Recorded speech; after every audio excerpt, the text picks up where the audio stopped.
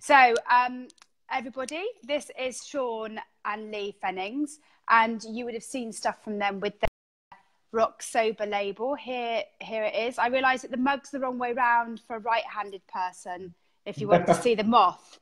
So I'll hold it with my left hand so you can see that you've done your own range of labelled sober gear. But we'll get onto that in a minute. First of all, I wanted to just ask you just to tell us a little bit about your own stories and where you started. Because Lee, you started first, didn't you? I did. October 2014. So tell us a little bit more. Yeah. So tell us a little bit more about why you decided to kick the booze. Basically, prison or death. What? As simple as that. It's as simple as that. I mean, Shaun and I got involved in a bit of a scrape a few months earlier. It was in June 2014. We got arrested. We subsequently got charged, and it took 2 years to go to court. And it's just an absolute nightmare. It's a mess. An altercation in a pub as a result of drink. From June up until October, when I decided to stop, my drinking became even worse because, and I know I can talk for Shaun on that as well, because we just didn't believe, we just couldn't believe what had happened, basically. It was very out of character for us to be in so much trouble, to be arrested and to be charged. We were like, Jesus, this is some serious shit now that it's finally come to this. Did you think at that time in the back of your mind that you thought that this might be it? You might have to give up drinking, so you caned it? Yeah, after the event, what happened in the pub, a couple of months later, I lost my job. I was working for Deutsche Bank, had a really, really good sort of job in financial regulation. And I remember one of the senior bosses calling me into his office. I was contracting there at the time, and he said to me, Lee, he said, you're doing a really, really great job. We want to employ you full time. And I'm both pleased, but absolutely gutted at the same time, because I knew for a fact that if I was to get charged and get a criminal record, there would be absolutely no chance at all of me continuing either contracting there or as a full member of staff. They're very, very strict on anything like that, understandably, to do with finance. And they have to be extreme. And I understood that. But when he called me in, I'll be honest with you, I actually broke down in tears in front of him. My hand was all in bandages, where I'd made an excuse for work to say that I'd put my hand through a glass pane whilst moving some furniture, because my wife and I were moving house at the time. And I said that I'd put my hand through when we was moving, a pane of glass cut my thumb. But that was actually where I'd actually punched the window in the pub and almost sliced my thumb in half, basically. So I broke down in tears and said to him, look, I'm really sorry, but this incident's happened and I'm really not sure what's going to happen. And he basically said, well, regardless of what's going to happen as a result of you being charged, we're going to have to end your contract in the September, I think it was. So from June to September, I was absolutely caning it, like massive, deeply depressed. It was an absolute nightmare. By October, it was actually on October the 13th, I was in town in Gravesend and had a bit of a meltdown, basically. I was drunk, and I literally remember falling on my knees and just crying, and just said to myself, I can't do this anymore. I just cannot do this anymore. I'm either gonna, end up in jail for breaking my bail conditions or whatever, which was, ridiculous. We've never been in any trouble like this before, and it just come to this, and it was horrific. It was absolutely horrific, and I just fell to my knees and started crying and said, I can't do it. And I phoned my parents, and they come and pick me up. But I said, look, I'll come back to you, but I will need to take some drink back with me. because, you know, that's how I'm going to try and cope with it. I will need to have something with me to be able to cope that evening. I think I had a little bit of wine that evening, and then the next day I woke up, October the 14th, and I said, you know what, this is it. This is it now. I've stopped. I'm gonna curb it. I'm gonna stop it. In between those times of committing the crime, as it were, I'd been to a recovery centre as well to do like a course on recovery and stuff. I think, well, basically it was called CRI, which was a crime reduction initiative. Yeah. So it wasn't exactly a very inspiring name, to say the least. But no. do you know what I mean? It was like, I'm going to CRI, like, you know, you're some sort of, you know, first-class criminal, you know. But that's really, I guess, what we were kind of labelled as. And it was horrific, from having a very good career and actually finally a job in the city that I didn't mind doing. It was good. I had a lot of responsibility. But as quick as that, it just went as quick as that. And, you know, this is our message, really. I know we'll get onto more about it later. But if anyone thinks they've got any sort of dependency issue or anything like that, and clearly we did have, just try and address it as soon as possible. Just try and nip it in the bud. Speak to someone, speak to your doctor, speak to a counsellor. Go to AA if that's the sort of thing you need to do. Particularly young people. I mean, we had a brilliant career ahead of us, both of us.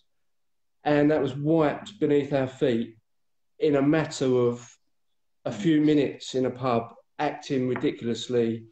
In the middle of the afternoon, on a Saturday afternoon, there were kids, there were like families walking past the pub. There was blood everywhere because I cut my hand open. You know, they were shouting, they were screaming.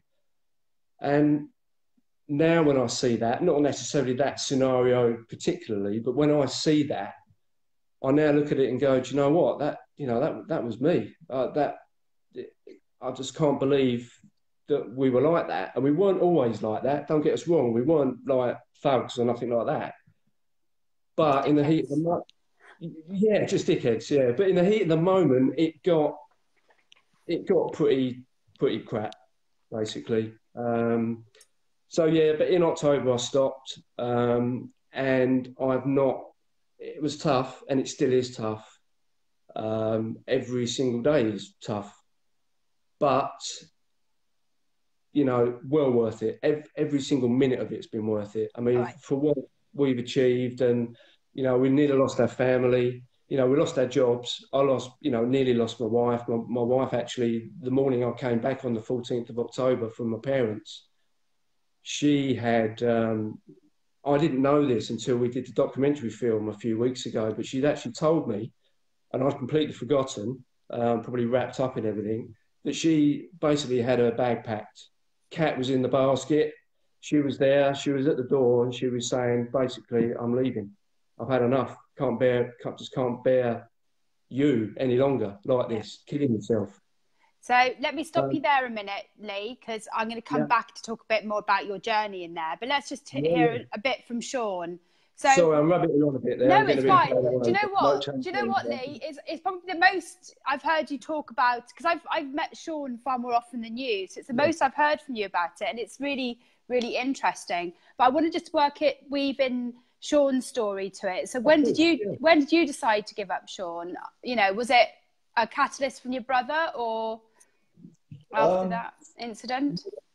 Obviously, the scene in the pub was a little bit of a double-edged sword, really. I think I was kind of aware that I had a problem all along. I started drinking. I worked in the city from the age of 16. My initiation was a 5-hour lunch break. Got absolutely plastered as a 16-year-old, and that was my boss taking me out for a few, quiet drinks.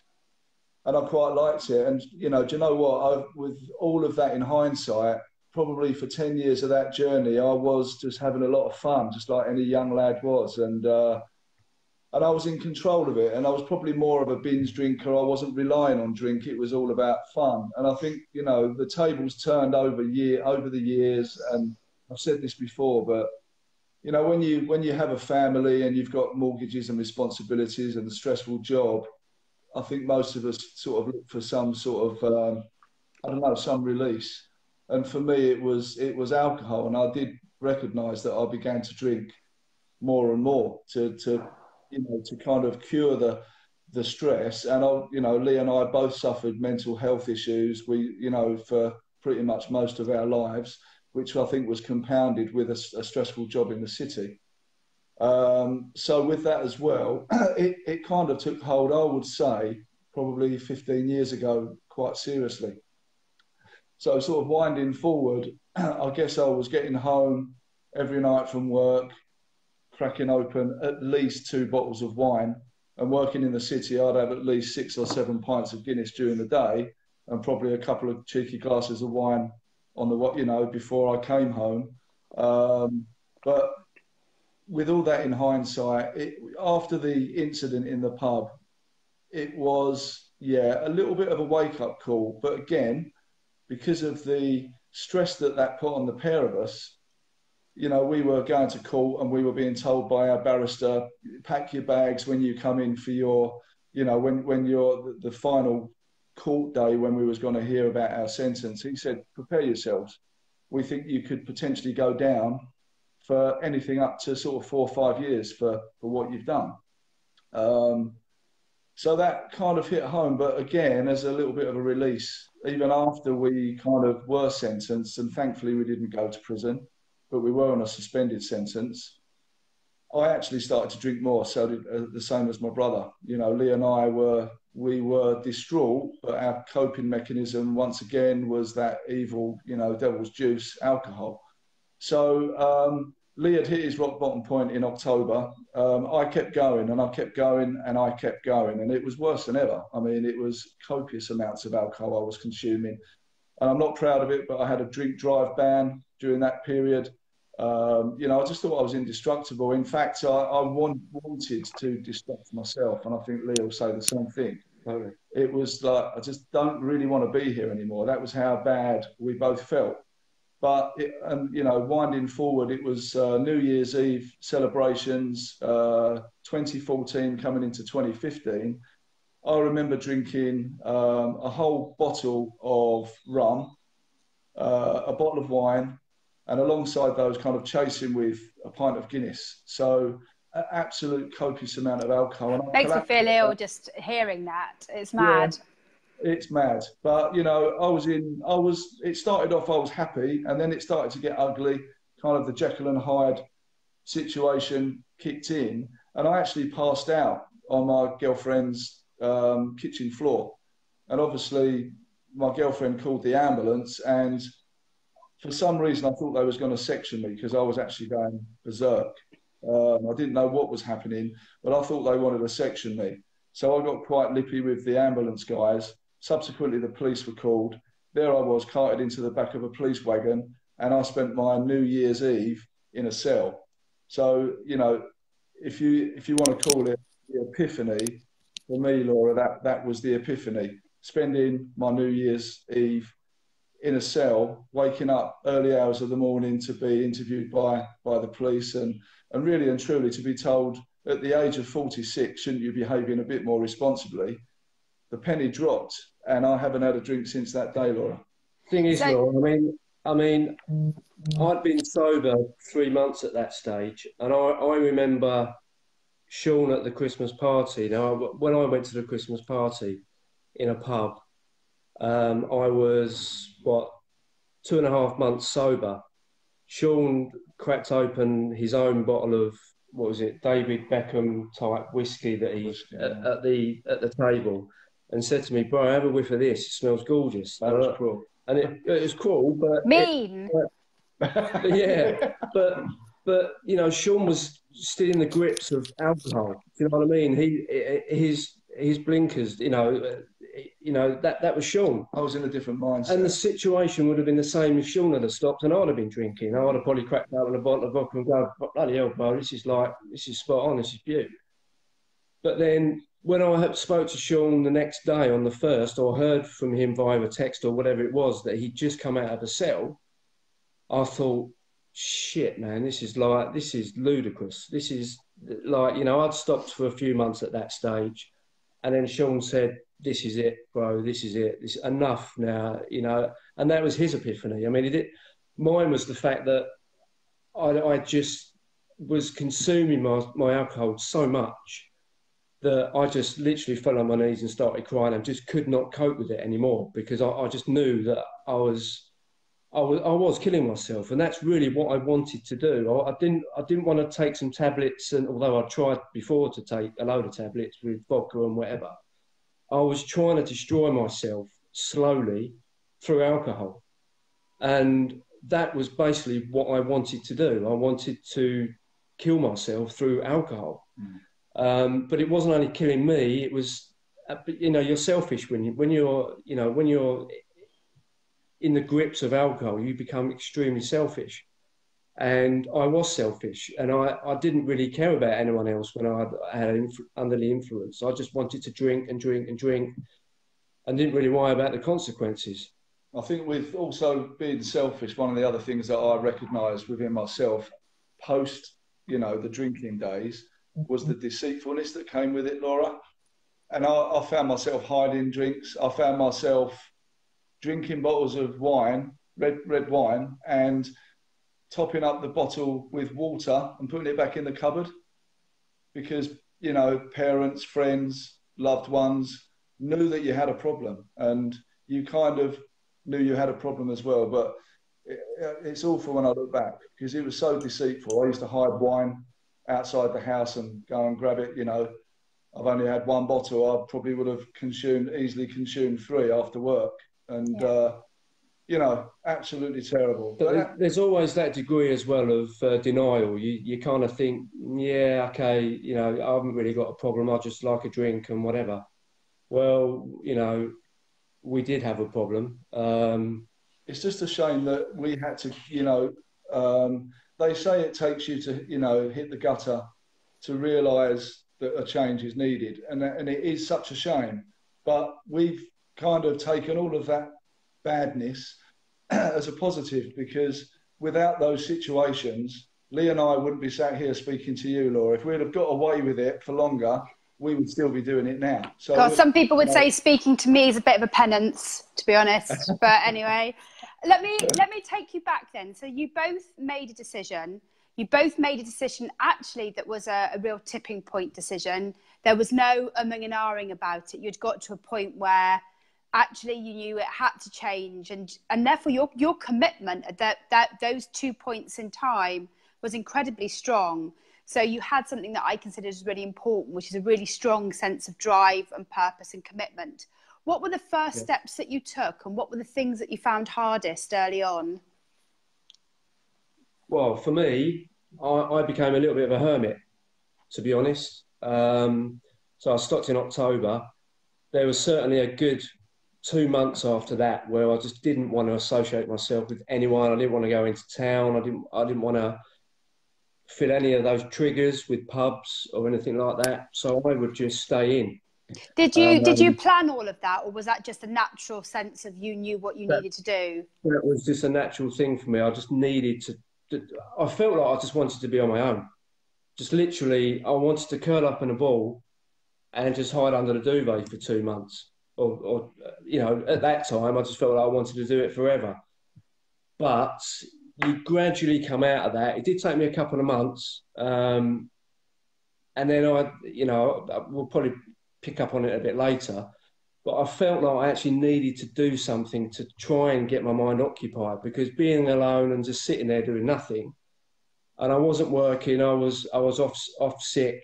Well, I didn't have my job, but I was on employment and support allowance because of my mental health. I was in a pretty bad state.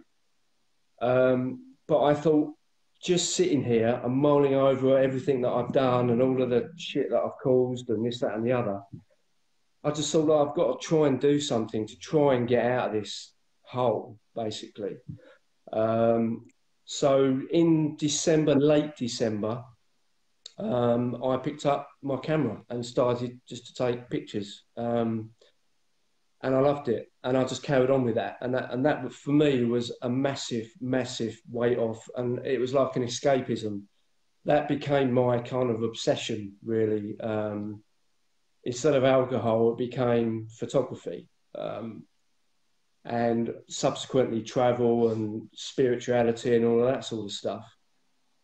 But it was hard. It was really, really hard to get myself going and get myself out of that hole, because I didn't know where I was going. I didn't know what I was going to do. I didn't know what I was going to do for career. I didn't know what I was going to do for money. My world then had ended. It had all ended. I felt ashamed. I felt like everyone was embarrassed for me. So, yeah, that was my initial mechanism, was just to hide away from everyone. I think that's, yeah, I mean, from both of our perspective, and I think from anyone's perspective, if I'm honest, and, you know, one of the reasons for Rok Soba was, you know, 3 years on after our recovery, when I first went dry, I've always been like this, but I was immediately looking at what celebrities are sober. Who can I look up to? I needed inspiration. I really did. That's the sort of person I am. And you kind of, I think everyone would agree with this, you kind of feel like you lose your identity when you give up alcohol or drugs or whatever it is. You think that you're not going to be the same person. And trust me, we all know that it takes us a long time to find ourselves. So you have to reinvent yourself. And Lee found that through photography, travel. And I personally, I kind of liked the vibe. I looked for a vibe that was similar to the pub vibe, because I really did enjoy the social side. We both did. And to be honest, now I still do. And I can go in a pub and, you know, have an alcohol-free drink, not a problem now. It wasn't so easy earlier on. But it was, you know, I wanted to channel my addiction into coffee, because I quite like cafes. I've always liked the coffee vibe. I drink coffee, you know, endlessly. And, you know my story, Laura, but it was kind of, I loved it so much, and I needed to get away from the career that I was in. That was actually one of the biggest triggers for me being so unhappy in myself. I was earning good money. Lee and I were earning ridiculous amounts of money, to be honest. But we were both ridiculously unhappy.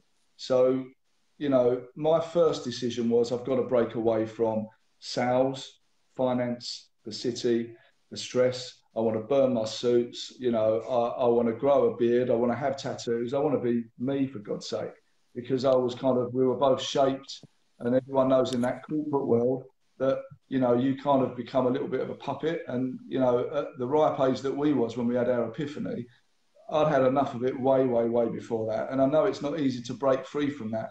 And I was very fortunate to have, you know, a lot of support from loved ones and family that stood by my decision to break away from the city.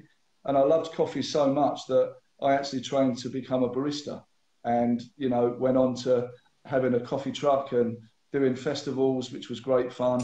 And now, you know, thankfully, where I work now, the Cyclo Park, I kind of found then when I gave up drink, I actually took up cycling.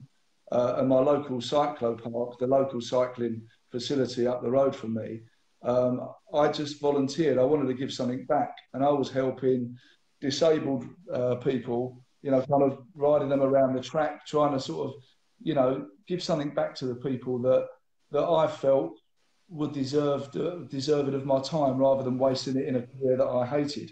So, long story short, it was the cyclo park really that gave me that opportunity, because of, you know, working with them on the when I was volunteering. That led me to where I am now. You know, the career record that I had, or should I say the criminal record that I now have, they trusted that. They took me on, you know, on the person that I am, as opposed to looking at my history. And it's worked out really well for me. So that's kind of it, really. It was coffee, cycling, and sadly 2 years ago I contracted an overactive thyroid disease, and I've had to have my thyroid removed, which sadly has meant that cycling is something that I struggle with. We're doing Everest, bro. We're doing Everest, yeah. But, yeah.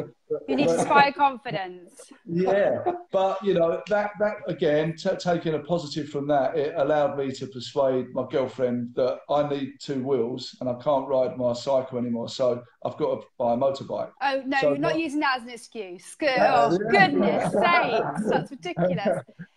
But what I like about both your stories is that you instinctively did some of the things that were necessary to change your drinking. So you changed, particularly for you, Lee. You hunkered down for a couple of months to get through that worst feeling before you emerged into the world. You both got passionate about other things and found that you needed things to do with time. But what I love about your story is that your story is still happening. It hasn't stopped yet, because in all of that, you're discovering who you are, what you enjoy, what brings you joy, and all of that sort of stuff. And that identity point is really important. It's like we found ourselves again, seriously. I mean, people out there that are watching and will watch this will know that after a skinful, your mentality changes, or it can change. And we were just two different people. Jekyll and Hyde. Jekyll and Hyde. Honestly, it's like, I mean, I used to drink. My wife used to say to me that she was always walking on eggshells. Like, she didn't want to say anything that would like piss me off or trigger anything. And when I look back at that, I just think that's just a horrible situation for her to be in, or for any partner to be in.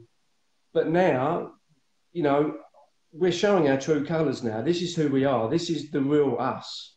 You know, we'd like to think like, you know, we're genuine nice guys. We want to help other people as much as possible.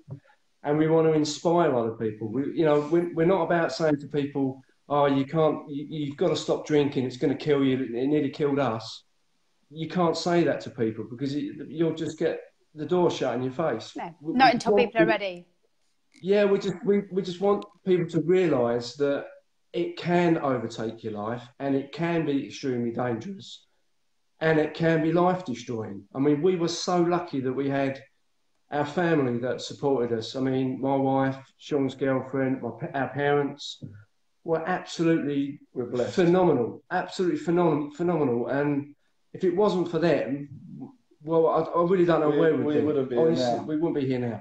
And you know, winding forward, after that 3-year point, Laura, we kind of both realised that you kind of reflect on the past, and you realise that you have got a lot to offer. You start to think there is a lot of people still struggling in silence, and I think I get quite emotional about it. But I think because we had that luck and that love and that support around us, so many people don't have that. And I think that's why, you know, that is the reason why Rok Soba was formed, because we want to be that inspiration. We want to prove to people that you can still have a real fruitful rock and roll life without it. And we've never been so rock and roll, more badass than ever, because but legally. And it really does take a proper badass to fight their demons and stand up to it, because, you know, it's bloody tough. It is, and you talk about the support of your loved ones, but the other thing that you did was you actually asked them for help, and we're really bad at asking even people close to us for help, and you actually reached out and did that. Again, another really important thing to do.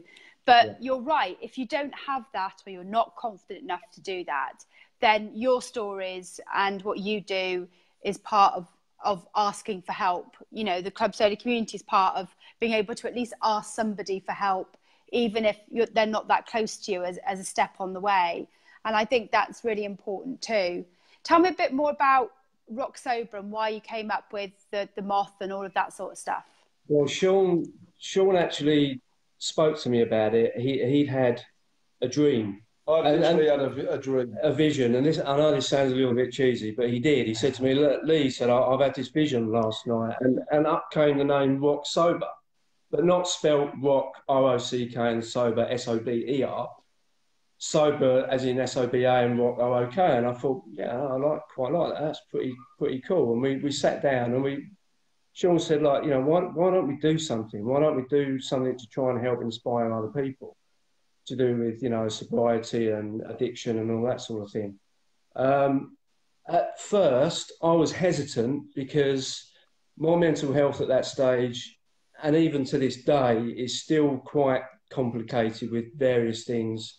And I didn't know whether I was at the right frame of mind to do it.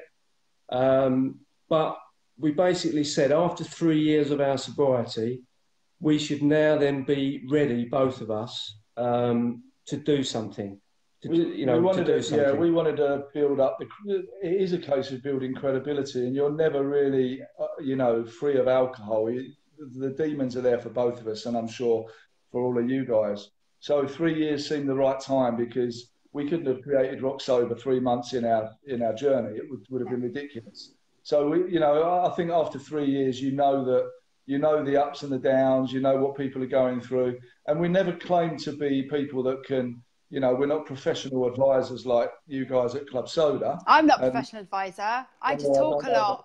You talk a lot. Well, so do we, evidently. But I think to be honest, Laura, it was Club Soda that helped Lee and I at the very start. So I will congratulate you guys and anyone that's in this group and anyone that isn't should be in it, because it's phenomenal what you guys are doing.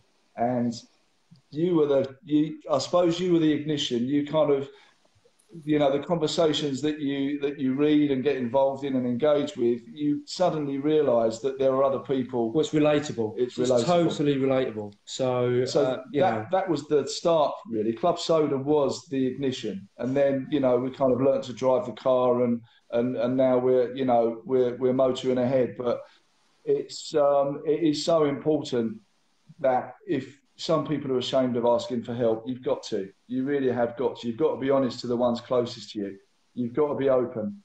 You've got to admit that you've got a problem. And for me and Lee, I think the minute we admitted the problem was the minute it became much easier. And another saying of mine, and you've probably seen it in our posts, is, fuck what they think. And excuse my language, everybody, but you really have. I mean, when I was in trouble, there were people that looked down at me. There were people that judged me, judged Lee.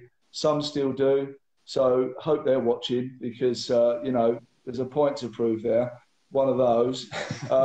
We've done it, and we'll continue to do it. And it's not about proving people wrong. We're doing this for ourselves.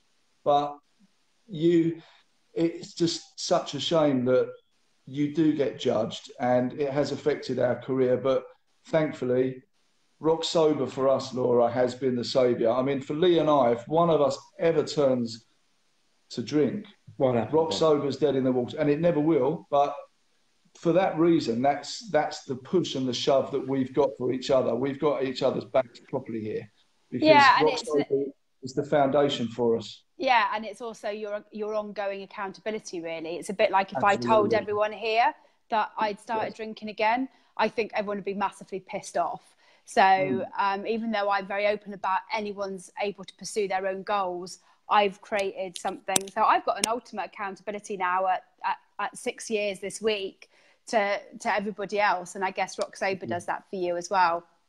I'm gonna sort of finish it there, but I have a feeling I want to come back and speak to you both again, because there's so much in there that I want to explore. I feel like this was just an introduction, really. But I will also make sure that everyone knows that you get free postage with a Club Soda discount on Rok Soba. Yeah. So can you tell us what the discount code is? Can you remember?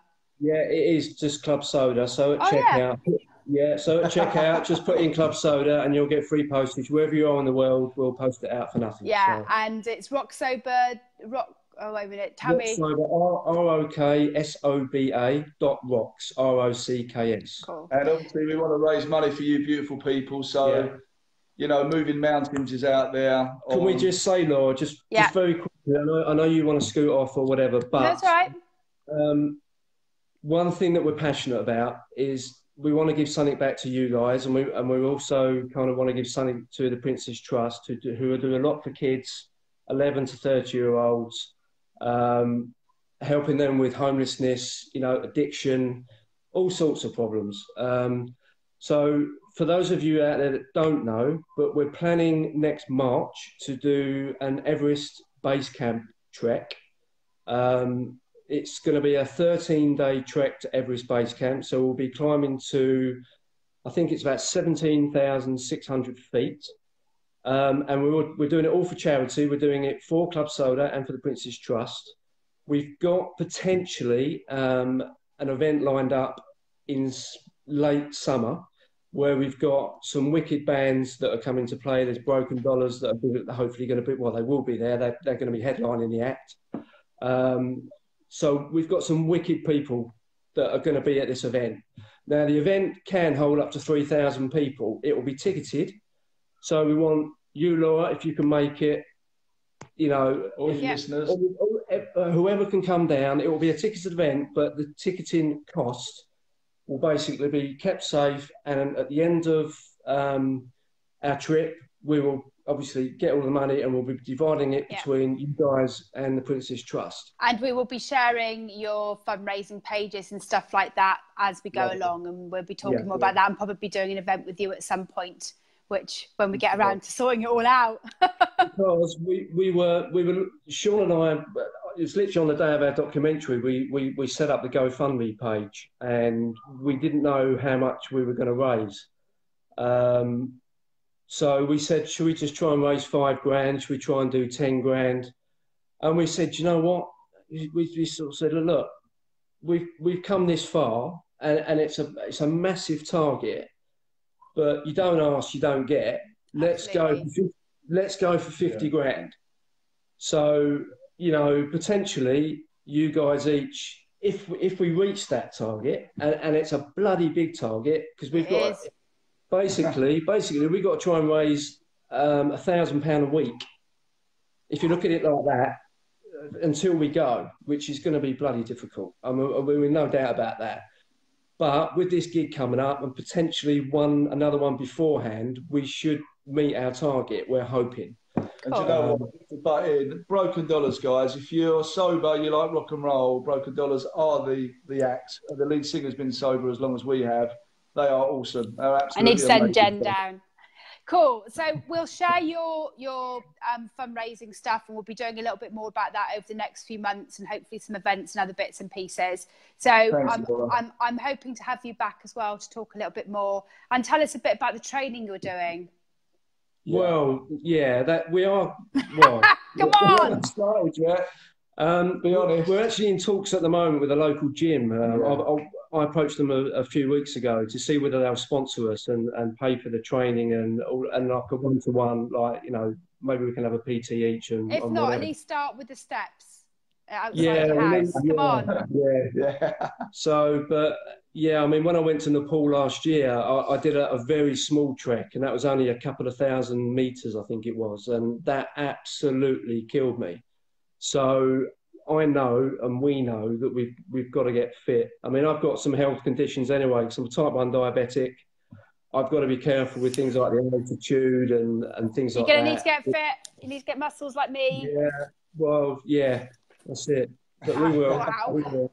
So, you know. All right. I'm going to leave it there for now, but we'll talk again Thanks, soon. Laura. And thanks, everybody who's been watching. All right. Yeah, thank you, everyone. Love you all. Stay strong, guys. Can you send me your GoFundMe link now so that I can put it on everything? Cool. Yeah, Thank you. All right, take care. Bye, everyone.